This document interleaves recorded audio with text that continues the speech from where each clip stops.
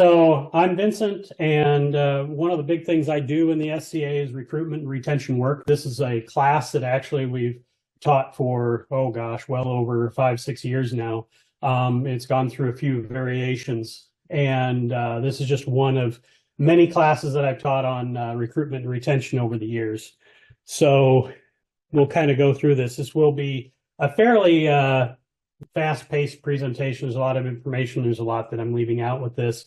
And I'll also hint at some other classes that are available through different formats later on. So we call this Making the Sale. So this is just using a sales-based model. We're kind of thinking about sales in thinking about recruitment and retention in terms of sales and the different techniques and strategies that we can kind of take from the world of sales and apply to our recruitment processes when we're talking to our new and potential members, as well as introducing some other themes that I think are very important to bring along the way. I have a couple disclaimers as well that I'll go over. One, I believe this the information I'm going to present in this class is broadly applicable, but it was developed in the Midwest, and I've had many conversations, some of them quite interesting, with people over the years. And yes, something that works in the middle of nowhere, Iowa, might not work in the middle of a major metropolitan area, and vice versa. Also, I would say that this recruitment resource made by myself and our friends at SCA Iowa are intended for recruitment to the SCA. If you don't plan on using this to recruit for the SCA, I'd ask you just not to use it. Just go away. A whole lot of work is put into this to recruit for the SCA. I'd also add in that the recent announcements coming from the board of directors in Kingdom Chatelaine may render some or all of this invalid at some future point. I don't know what those announcements are going to cause to us. But we have a simple task in front of us. All we have to do is find that one thing to capture the imagination of someone we've never met before in that moment that we might have with them when they might be receptive to our message. And it's okay that they're a little socially awkward, because, hey, we're a little socially awkward. And we just have to convince them to go someplace they've never been, wearing clothes they've never worn, doing things they've never done with people they've never met. This sounds super easy. Why is this so hard to do? Well, gosh, it probably depends on how we're doing this as well. So again, we're talking about this in the terms of sales. Partially because there's a whole lot of information out there as far as doing different things with sales, and a lot of people have spent a lot of time and money over the years to develop different sales techniques. So, hey, let's look at that and try and use some of it. But why is this even applicable? Why are we talking about sales when we're talking about trying to convince someone to join a nonprofit organization? Well, I think that we're asking people to spend time, money, and effort, and maybe even emotional energy on something, and we're promising them something in return. So this kind of does sound like a sales job. We're trying to sell them on this hobby. So that's why I think this is applicable. In this presentation, we'll have topics like understanding what our product is, kind of talking about what our market space is, talking about your local demographics, maybe even some sales staff training, kind of like what we're doing today. Also, we'll talk about the journey that we're expecting these people to go on once we sell them on the idea of joining us. We'll talk about some of the sales resources, as well as probably putting these together into some kind of cohesive plan. And then I'll kind of repeat myself. If you've ever seen any of my presentations, I do believe there are some positive themes that we need to make sure we're mentioning over time. So that's kind of what we're going to cover with this. Obviously, we're going to be covering some of these topics pretty lightly, and you can also get other perspectives from some of the other classes from today as well.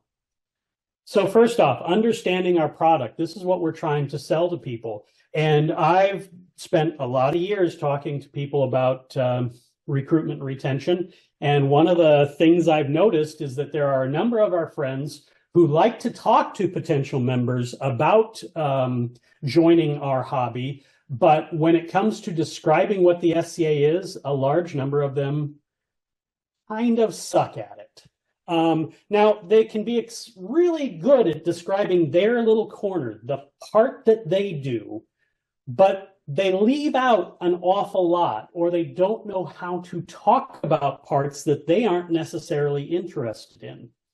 So we need to keep in mind that there really is more than one way to play this game. There is more than one SCA. Beyond just the type of experience people have on the battlefield versus in the arts and science areas at events, but also there's differences based regionally from between different kingdoms, or even between rural and urban areas. There are vastly different experiences. So really, there's more than one product that we're trying to sell here. And we may want to make sure that our people understand that point. Now, it's okay that there's more than one SCA. It's okay that there's more than one way to experience this, because diversity is a strength. Diversity is always a strength. We don't just want to sell one way. We don't just want to sell one thing. We don't want to use one sales technique. We want to use many different techniques, many different ideas, and we want to represent all the different products that we have in our game, all the different ways we experience it. Okay, so we have this vast product. We also have a space in which we are working in, our market space. And I can only speak so much about your market space because I'm not from where you live. I know about my market space. I know about where I live. So this is really reminding you that you probably, if you're going to use this model, you need to spend some time talking to the people in your group about the idea of where you're at. So not all market spaces are the same. These are some vastly different things. And again, I know about mine. I don't know about yours. I've gotten in some interesting conversations over the years, again, about people saying, oh, well, you just do this and you'll get dozens and dozens of people showing up. That might be true in a major metropolitan area, but in rural Iowa, that's not so true. So there's differences just between your market spaces. But also, your market space is very, very full of people who want to target the same demographics that we want to target. And they want those people to spend their time, money, and effort on what they have to sell. For instance, a local axe throwing club does the same kind of thing as our thrown weapons range, only they make money on it. So they have a bigger advertising budget than what we do. And similarly, all the bars, restaurants, any little activity wants our people to spend money on their thing too. That market space is far more saturated than what it was 40 years ago, more than what it was 30 years ago, even 20 years ago. There are so many different activities that people can participate in between the LARPs and the HEMA and Ren fairs and just video games and TV. There's so much that people could be doing. We don't want to forget about that fact because the world has changed. We don't want to treat it like it's 1980 still. And we still have people saying, oh, we just need to do this because back in the 80s, this worked great for us. That's not so true anymore. We need to evolve what we're doing. We need to change what we're doing to match the market space that we're acting in. We don't want to get in this trap of long ago. Again, when we're talking about the demographics, the type of people we're aiming for, we need to speak about this broadly. And it needs to be a communication with your recruitment team, your sales team, about who you think you're directing different resources or different activities towards. Who we are becomes kind of who we sell to. In fact, this can become quite a feedback loop. I remember a local group I talked to, and one of the guys kind of laughed and said, yeah, it's really funny because all of our SCA members are bowlers. And I said, well, where do you do your recruiting at? Oh, at the bowling alley. Yeah, that makes sense. You're only going to have bowlers if you only recruit at the bowling alley. But the same thing happened, or a similar thing kind of happened with our group. Back once upon a time, a lot of the fighters stopped participating with the recruitment efforts. So since that was being done by arts and science people, we got recruiting a lot more arts and science people and fewer fighters. It took a lot of work to twist that back the other direction a little bit. The specifics on this are kind of hard. If I had an infinite budget, I'm sure we could do a market survey. I'm sure we could do all kinds of things to get better ideas at our demographics. And in fact, I'm sure someone in the SCA has done this. But I can also use some broad generalizations that can be handy as well. We know that our hobby meets people's needs, because if it doesn't, they leave. And different people need different things. I can use this fact. Different people want to show up for social connections, or the fantasy aspect appeals to certain groups, or the artistic outlet appeals to certain groups, or just a physical activity.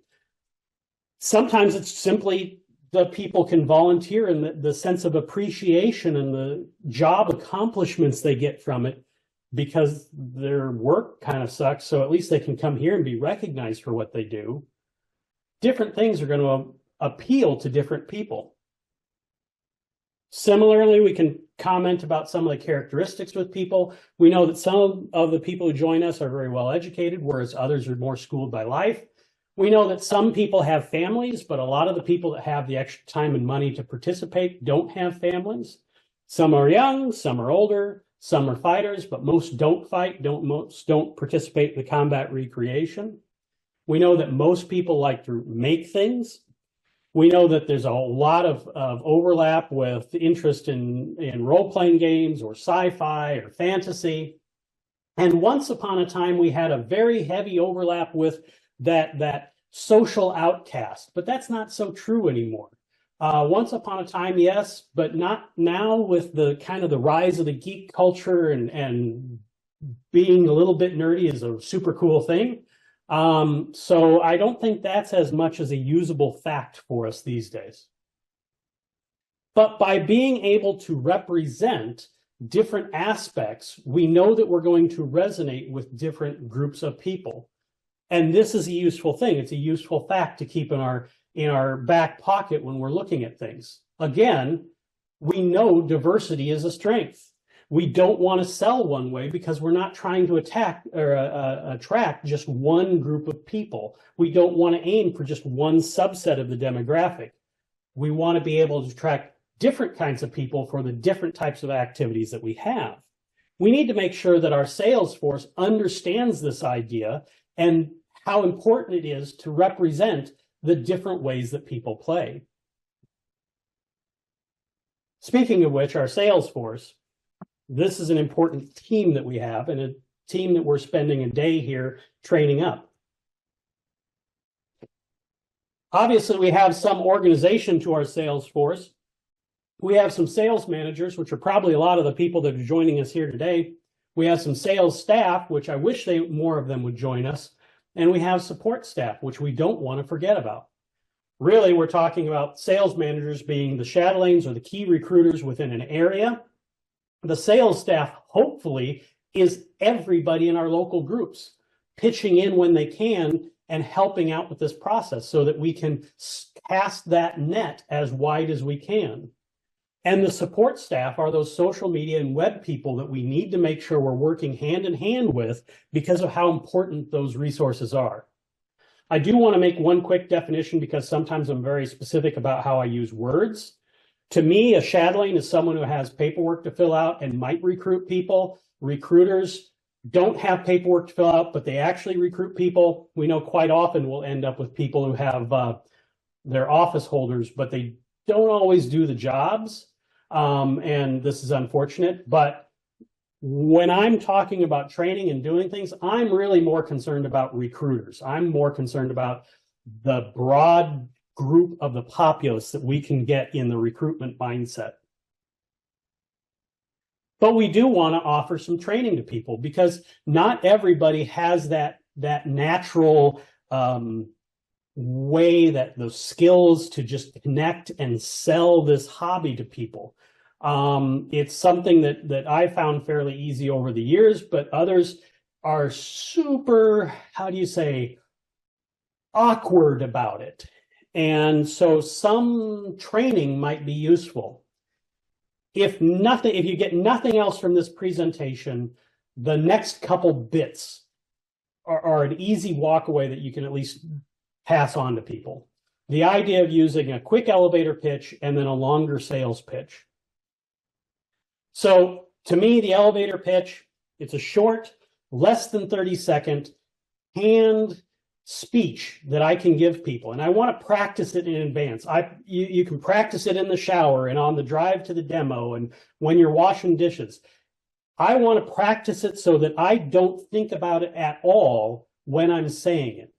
So the one I commonly use is, oh yeah, we're members of the Society for Creative Anachronism. It's a worldwide historic recreation organization that dedicates our time to recreating all the best aspects of the Middle Ages. Anything made, used, or consumed before the 1600s, we have friends who enjoy learning about it, trying it, teaching others about it. It's a way to explore history hands-on.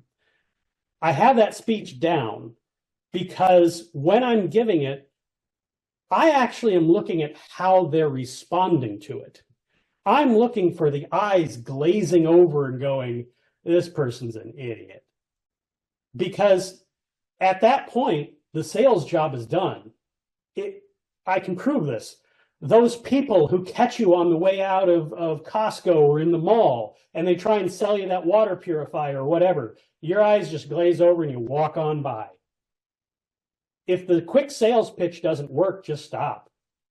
I remember a quite socially awkward gentleman who really insisted on talking to this girl, and it's like, man, you're just scaring her now. Let go. It didn't work. Look for the next person down the way. Quite often, the demos that we have, there's groups of people that are walking by. We only have a few seconds with each one anyway, so we might as well get in this habit of giving this quick sales pitch. If they're interested, we'll continue. If they're not, then we can just go, oh, yeah, if you have any questions, check out our stuff, and then ask your question later on, because they're just going to go. I don't even bother handing them a trifold. It's just going to end up in the garbage anyway. Now, if the lights turn on, if the eyes get bigger, if they connect to something I'm saying, I'm going to go on to a longer sales pitch. This is going to be a conversation-directed kind of sales pitch. We're going to ask some questions. Oh, is there anything out of history you enjoy? Is there a time period that you like? Are there any hobbies that you have that connect to what we're doing? Just starting that conversation to start building that relationship. And that's a common theme you'll hear in different sales things. But then we start adding more information, still general information. At this point, I am not going to open up that fire hose and expect them to drink from it and say, here's all the different crowns and coronets we wear. Here's the award system. Here's all this stuff. No, broad strokes. We're talking broadly about what we do. Again, conversation-led, asking questions, and getting information about what their next steps are. I'll go more in detail about this in just a second. Now, the sales resources are the things that we can use, the tools that we have to help make these connections and help tell these stories when we're at places like demos or beyond. And I spend quite a bit of time talking about these, but since I'll spend quite a bit of time talking about these, you'll think, oh, these are the business cards and the displays and things, and we'll cover it in a second. So we have sales resources we can hand to our sales staff and train them on using them. The handoff is this next stage. So we want to get information to them about what their next steps are, and we want to make it super easy. They know what links they are going to follow. They know what they will find when they get there. We can have specific recruitment-related things that we go, okay, click on this link, you'll find information, you'll find the calendar of events, you'll find links for more information. That's what you'll find when you click on this link right here. And again, we want to sell all the products. We want to make sure that our sales staff knows not just to talk about the one thing they're interested in. Now, we can divide up tasks. Sometimes at demos, we'll have people showing off one specific activity and they can demo that one thing. But as far as the people that are doing the big sales pitch, we kind of specialize those jobs. Okay, well, you go over here and you demo striking coins. but I'm going to be walking around looking for the people to try and sell this to. We want to make sure that those people selling it are going to be talking about all the products. And we can represent all the products. We have a variety of different displays that we'll bring to different demos, depending on what we need, depending on what type of demo it is. We'll bring in different resources in order to start showing off all these different aspects. And we want to make sure people, all of our people, know how to direct these potential sales to their next step.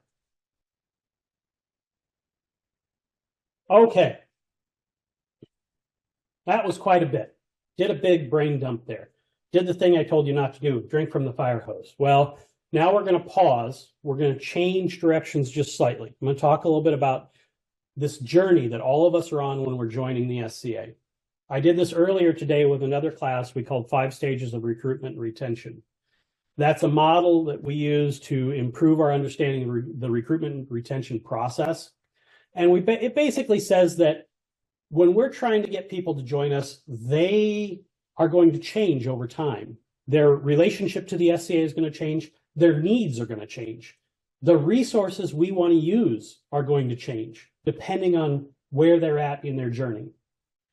In general, it has these 5 stages of first contact at the demo, information gathering, where they're online looking for more information about who we are and what we do, and then first attendance when they're first showing up to stuff, and then hopefully reaching a point of membership and ownership.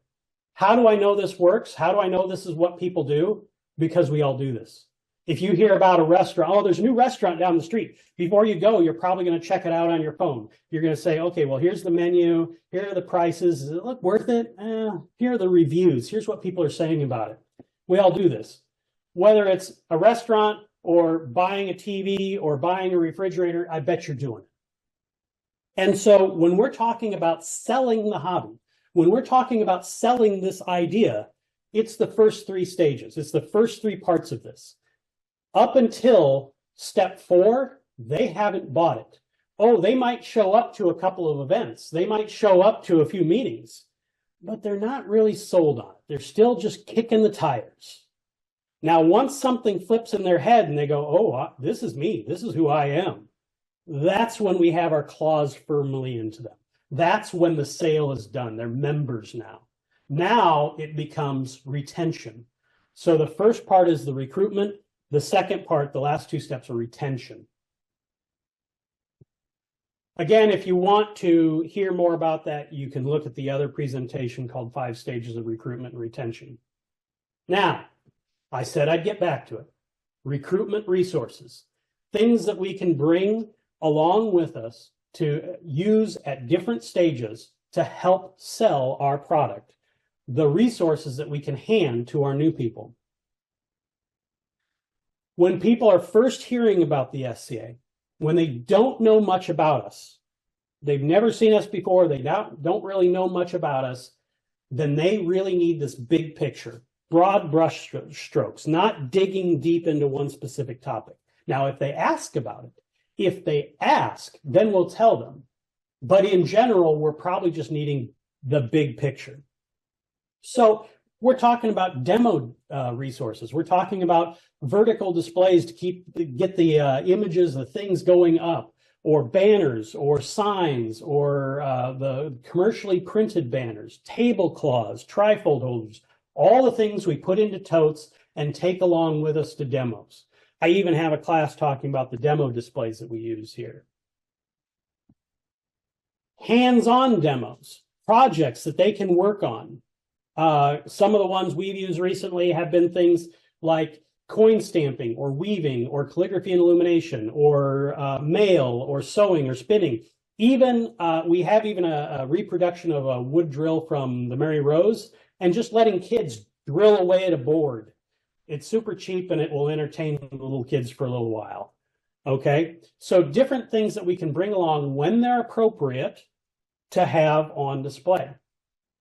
We even have other hands-on things. We have, again, a different class that I teach is talking about our arts and science treasure chest or loaner arts and science kits. So here's basic leather stitches, things that we can loan out to our new members to get started on things. But this is also something that I can take to a demo, and they can we can set someone down and assign them the task of doing that, just so to show people that we're actively working on things in our hobby.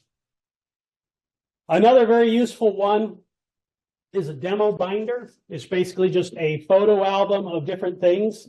And this becomes my product catalog for showing all the different things that we do, because sometimes at the demo, we can't bring along the horses and we only have a limited number of people.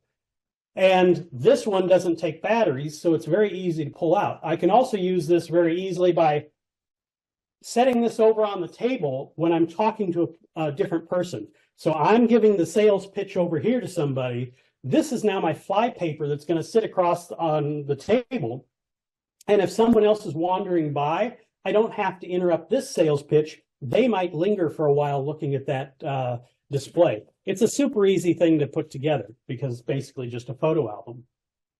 More advanced, but same idea, are slideshows and videos. We can put these on tablets or laptops, put them up on TVs or use projectors. And again, you have changing images, you have bright images, you can have big images, and it's this fly paper that gets people to stick a little while longer so that you can catch them and talk to them and give them the sales pitch. You can also use more complex displays. During the pandemic, our group put together an outfit from literally top to bottom of a Norman knight, just for something to take along to demos. It doesn't have to be something like that, or it could be a different style outfit or something. We also have a slightly smaller thematic display of like cooking spices and utensils, which can kind of resonate with people. And you can have them pick up and, smell the different spices and whatnot. Little things like this that we can use in those first few stages. They're not very useful after that, but they're useful then. Knowledge becomes important, and we can't expect all of our people to know everything about all of our stuff, including all of our displays. Quite often we'll have little cards written up explaining what the things are, because I like having wacky things around. So if I have a wacky thing around, I may have a card saying, this is what this is. Just so if I have a newer member helping out at the demo, they can read that and go, yeah, this is what this is. The flip side of that is just being willing to say, I don't know. I don't know what that is, but we can ask. A long time ago, we had a member who he didn't like to admit that he didn't know things. So he got kind of creative. He lied about a lot of stuff. And we didn't like having him up front in demos talking to people. So he can sit down and work on some mail over here. That's a good project for him. The rest of us will be willing to say, we don't know what this is. I can ask. I can find out. There's enough people out there with enough knowledge about the kinds of things we do. We don't want to be seen as people who don't know what they're talking about. Side there, on a recent trip to Germany, having tour guides that don't know what they're talking about. We've all been there. It's really annoying. We don't want to be those people. Historic clothing ends up being a first contact resource as well. I personally like to have a mix of more advanced historic clothing along with some easier within reach beginner historic clothing worn by the people at the demos. I definitely don't like having a demo where everybody's in their ripped up grubby camp gear. That doesn't necessarily show us in a very good light. So I like to have a mix, and I like to make sure that people feel comfortable with what they're wearing and know what it is, know about the history of what they're wearing. Obviously, simple ones, business cards, super cheap, easy resource. And if they get thrown away, we're not wasting that much. Trifolds, brochures. We have more real estate to sell more ideas.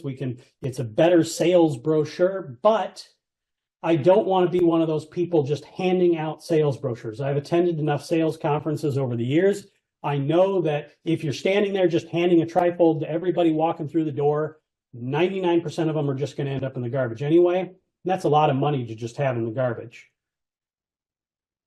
Posters with tear-off tabs or QR codes, not so useful at a demo, but we often use these, just putting them up in the library, putting them up in the fabric store. It's another first contact resource, and it doesn't cost much as far as labor or time or money, but it's also, in our experience, a pretty low return thing. But cost benefit analysis, it works out to do once in a while.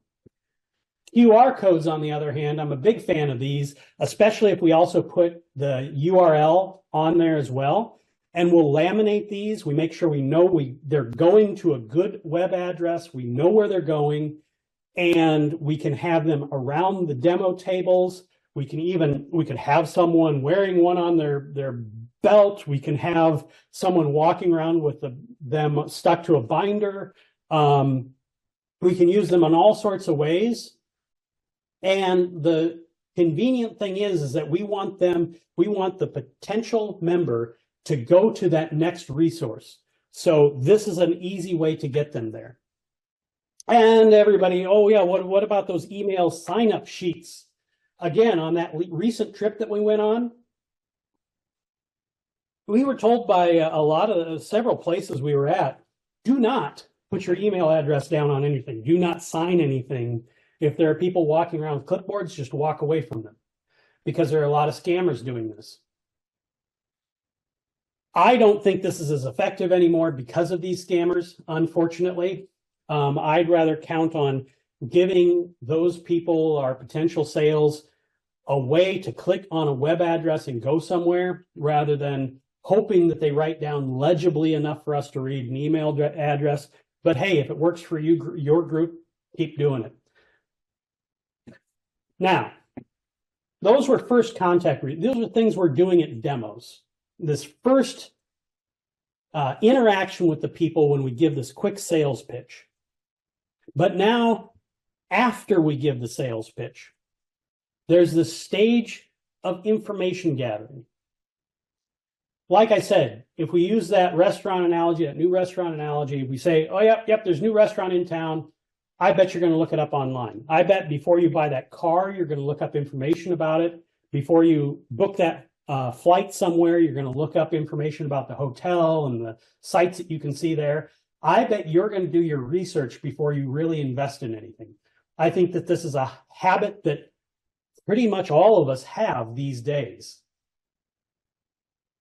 This is lurking. This is sitting back and looking at the websites and looking at our chats and seeing, kind of doing that cost-benefit analysis. Is this going to be worth it to me?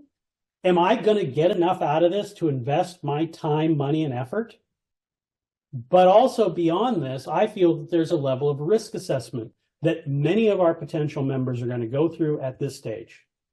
We're asking them to go someplace they've never been with people they don't know. They are probably going to do some risk assessment. So in these next stage resources, I'm probably going to make sure that I address that I talk about that. I feel like that next stage, that lurking, the websites are very important to us. That almost all of our stuff should redirect these people to a website. But I want it to be a website that's aimed at these people. Many of our websites are aimed at us, the people who have already bought the product. I want a sales website. I want a recruitment website. So I want to make sure that it's aimed at that audience. It's up to date. It's updated. It has access to the whens and wheres, and it continues that sales pitch. It addresses those issues, that cost-benefit analysis, that risk analysis. I'm going to address those on that page. I'm going to make sure I talk about them. And again, I feel like these are two different websites. This Kingdom website does have some stuff for recruitment on it, but it's kind of buried. You'd have to look for it. It is on there. It hasn't really been updated really well. I know this because I was part of the last update and I pushed them a newer one, but it hasn't happened yet. The other website here, the one we use for our regional recruitment efforts, that one's a sales one. It's not for me. It's not for people who already are participating with our hobby. It is specifically aimed at those people who haven't bought the product yet, who are still on the fence. And it's this constant message of, yeah, you should show up. You should check it out. You should show up. Here are some of the things you can do. You should show up. It's safe. You should show up. Social media, kind of the same thing. I feel like all of these resources can redirect to different social media platforms, but I want them to aim at sites that are going to continue that sales pitch, ones aimed at these potential members, ones that are updated and up to date, but still sending that message there. We know that there's a price with the social media, though, because some of the resources, Facebook, are becoming much less useful to us as they try to maximize the monetization of them. Their functionality for us is kind of going downhill. And we also know that different demographics are relying far less on it. So we need to be ready to go to different platforms. Oh, but every other platform we add on to our list means we need more volunteers because we need more moderators, we need more people pushing content there, and it takes more and more work to run all these different resources. So there's this double-edged sword to it. Just getting members into the habit of sharing their fun becomes important. It becomes the sales thing that happens, and this does happen usually on the resources, the websites, and social media aimed at our current members. But we still like to have some of that on the social media aimed at newer members. But we also keep in mind that social media can do as much damage as good, or do the damage very, very quickly, just by having some innocent questions asked to the wrong people. Again, we have a lot of friends, and some of them are really not great at talking to newer members. We can try and address them, but some of them don't want to hear these messages. I would also stress that before I worry about adding another platform or anything new, just making sure that my website and my main social media feed are up to date and looking good and working for this, this plan of attracting and retaining these newer members. It does become kind of an 80-20 situation. We can get 80% of our results from about 20% of our effort. And then that last 20% of the results we need takes a lot more effort to get there. All of these resources are pointing one direction, towards them showing up to that meeting, towards them showing up to that event. A constant drip feed reminding them, hey, there's an event. Hey, there's this thing coming up. Hey, you should show up. It's safe. It's fun. So you should show up. All of these road signs are pointing in that direction. And I like it when all of my resources keep working together in pointing the same way. As far as the resources we use, once they realize they can show up for the first time, projects and activities that they can experience early on. Things that we can hand to them so they can start doing stuff as soon as possible, because that lets us get our claws in. It lets us boost that benefit side of that cost-benefit analysis. They get to have fun doing something sooner rather than later. This can be loaner gear, armor, archery equipment, arts and science loaner gear, or sometimes we need that clothing to get them to the events as well. Also, to assist with the first attendance, having event descriptions. One of the common social media posts we will use are descriptions about upcoming events, de-jargoned, taking out the specialized terminology that all of us as members use, and telling that new person what's happening at this event. So the example I used in the other class was, oh yeah, Crown, I'm going to Crown. You going to Crown? Here's a poster for Crown. Let's talk about Crown. That's jargon. That newer person doesn't know what that is until we define it.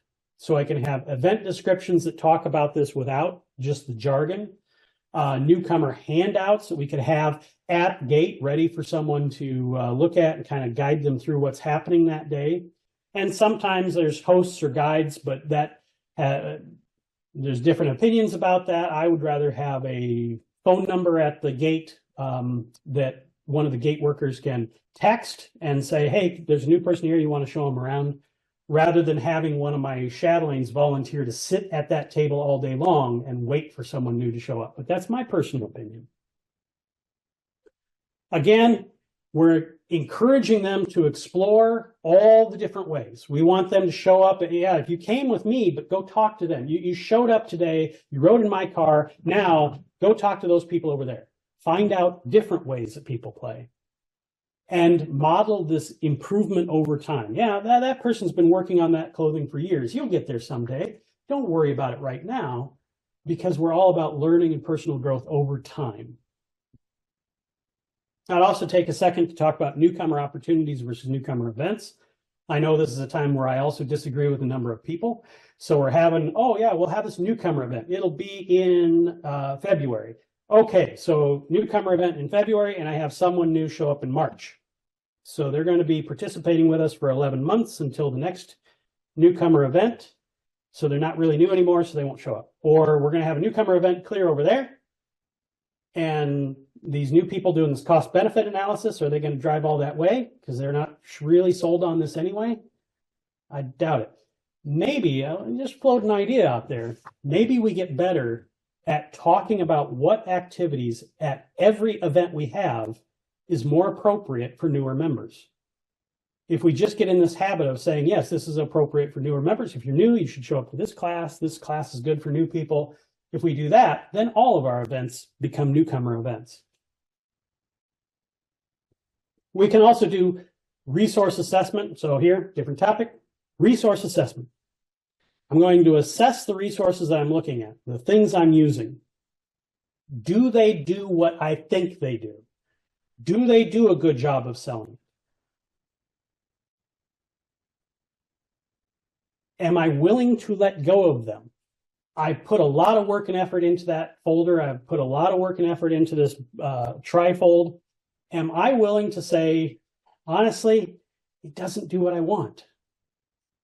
I can change it. We can adapt to a slightly different way. We can try something different. If we're selling stuff, they're not going to use the same sales brochure forever. They're not going to use the same sales pitch or tagline or whatever forever. If you watch, if you know anything about sales, you know that they're updating things on a fairly regular basis. We should be willing to do that, but also look and see, is it actually working for us? Okay, marketing plan. This can be multiple classes in and of itself. Very briefly, very, very briefly, we're bringing all of these elements together. Sometimes simply thematically and making sure that everything connects, okay? So yes, you've had a great idea with this other trifold, but I'm going to make sure that it connects to the things that we already have. You have a great idea with this class or this project or this demo thing. I'm going to make sure that it fits in somehow or that we can connect to it. I'm also probably going to focus more on regional to local rather than trying to do something and say, yes, this thing will work for the entire SCA. Because again, there's differences between the middle of nowhere, Iowa, and the middle of major metropolitan areas. We kind of noticed that, at least for our kingdom, there were really kind of 6 market areas that we're talking about within our kingdom. Maybe we should be thinking about these as distinct areas and make sure that the resources, the plans that we're making, the things we're using connect to these ideas. I make sure that all the resources are there, that the sales staff know about them and know how to use them, that they know where to grab the business card at the demo, or they know how to ask for more flyers when they're out shopping or whatever.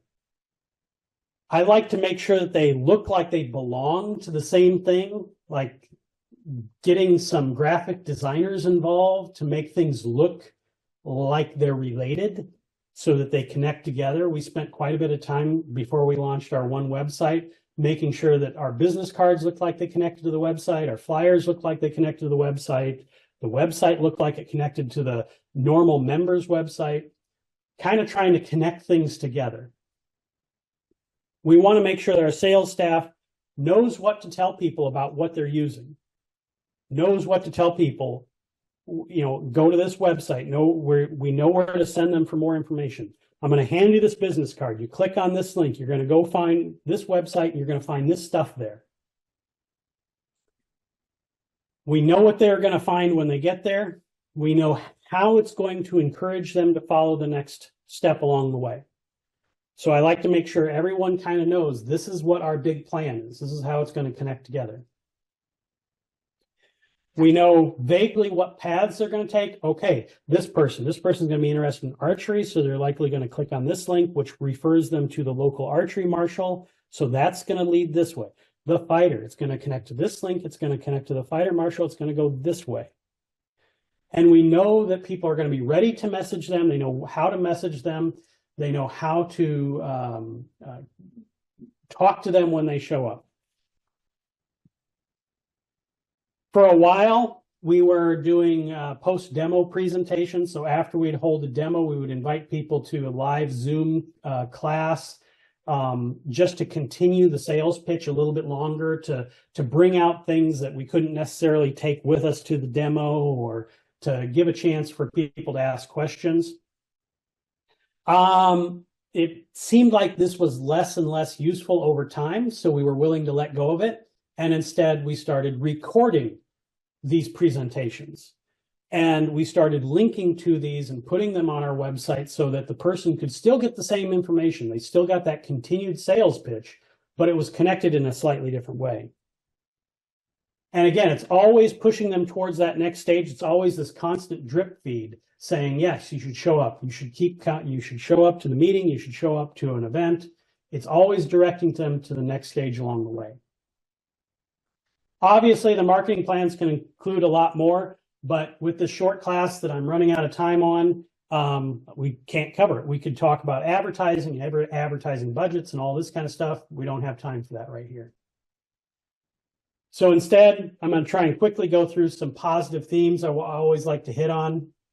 I'm here to help you decide whether the SCA is right for you. I tell people that right up front. If so, I want to help you find your path, not what I did, but what you're going to do. I don't need to tell you my adventure. I need you to find your adventure. I like to be able to control the conversations because value is always one of those things we need to talk about. And yes, oh yeah, it's a little expensive. You're going to spend some money on this hobby, yep. But when you compare it to going to the movies every other weekend, when you compare it to going to the football game, if I had even part of the money that my uncle spends going to the football games, I would have a much nicer tent. Safety, making sure I talk about safety, personal safety at events, making sure people know how to stay safe. I talk about this up front. We say, yeah, it's not a big deal, but just so you know that you can do this safely.